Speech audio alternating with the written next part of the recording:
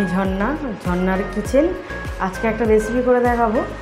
আজকে করবো চিঁড়ে ভাজা। কীভাবে চিঁড়েটা ভাজা হয় দেখতে থাকুন, শুরু থেকে শেষ পর্যন্ত ভিডিওটা দেখতে থাকুন। চলুন দেখান। এটা সন্ধ্যের জলখাবার। এখানে নিয়েছি চিঁড়েটা আমি পাতলা চিঁড়ে নিয়েছি, যেটা পাতলা হয় ওই চিঁড়েটা নিয়েছি। এইরকম চিঁড়ে, এটা খেতে বেশি ভালো লাগে। এখানে নিয়েছি বাদাম, কাঁচা বাদাম ভাজবো। আর এখানে নিয়েছি কারি পাতা। এখানে আমি কারি পাতাটা আগেও দেখিয়েছি। এটাকে আমি শুকিয়ে রেখে দিই। এটা একদম মচমচে, এটা শুকিয়ে এভাবে আমি কৌটোতে রেখে দিই। সবসময় তো পাওয়া যায় না, ওই জন্য আমি এভাবে রেখে দিই। এখানে কড়া বসিয়ে দিয়েছি। এবারে এখানে আমি চিঁড়েটা দিয়ে দেবো, যতটা নেবো আমি দেবো। এখানে আমার 500 চিঁড়ে আছে, অল্প অল্প করে ভাজবো। এর মধ্যে নুন দিয়ে দেবো, পরিমাণ মতো করে নুন দিতে হবে। এবারে ভাজবো আমি এটাকে, এখানে বাড়িয়ে দিলাম। এবারে এইভাবে সব ভেজে নেবো। আর এটা খেতে খুবই ভালো হয়। এটা সন্ধ্যেবেলার জলখাবারে খেতে পারবে। এটা একটু পেঁয়াজ কাঁচা লঙ্কা দিয়ে খেতে খুবই ভালো লাগে। এটা চায়ের সাথেও দিয়ে খেতে পারবে, ভালো লাগে খেতে। আচ্ছা, এখানে এবারে অল্প ভাজা হয়েছে, অল্প এখানে সর্ষে তেল নিয়েছি, সর্ষে তেল দেবো, অল্প অল্প করে সর্ষে তেল। এবারে এটাকে ভাজবো। যতবার ভাজবে এইভাবে একটু একটু করে তেল দিতে হবে, তা জিনিসটা খেতে বেশি ভালো লাগবে।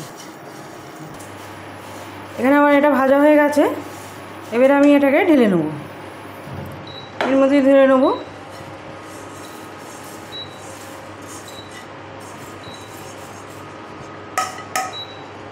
পাশে আবার রাখবো, আবার দিয়ে দেবো।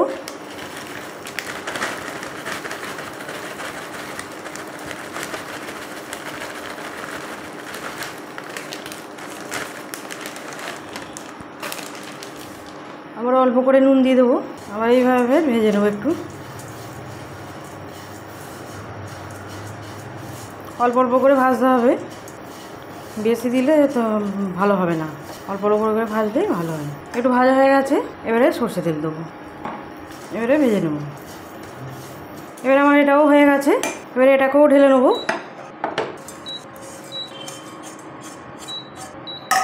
এইভাবে আরও অল্প কিছু ভেজে নেব। চিঁড়াটা এবারে ভাজা হয়ে গেছে সবটা। এবারে আমি বাদামটাকে দিয়ে দেবো, এর মধ্যে পরিমাণ মতো নুন দেবো, দিয়ে এবারে ভেজে নেব।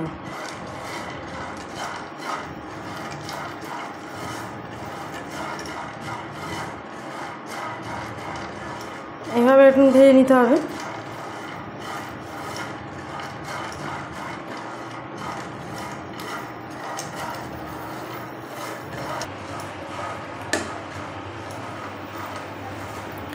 এইভাবে বাদামটাকে আমি ভেজে নিচ্ছি। আচ্ছা, এখানে একটু এবারে তেল দেবো, সরষে তেল অল্প করে। ভালো করে মিশিয়ে নেবো। আর এখানে কারি পাতা নিয়েছি, কারি পাতাটা দিয়ে দেবো, একটু বেশি করে দিচ্ছি, ভালো লাগে খেতে, সেন্টটা খুব সুন্দর হয়। এটা ভালো করে ভেজে নেবো।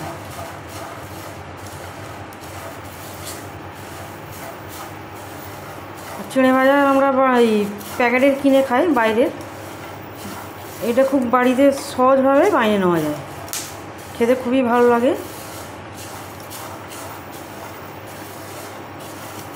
আর একটু করবো, আর একটু হবে।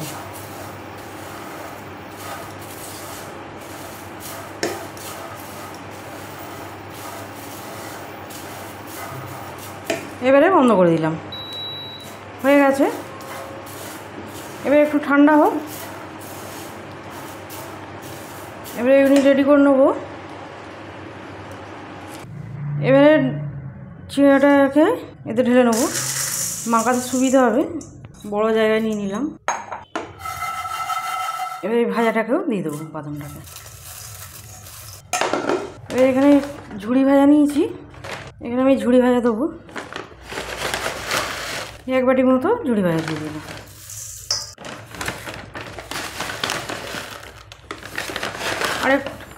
হাফ বাটি দিয়ে দেবো।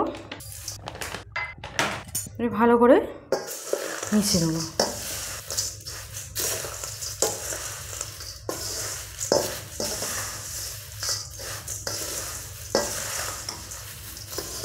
ভালো করে মিশিয়ে নিতে হবে।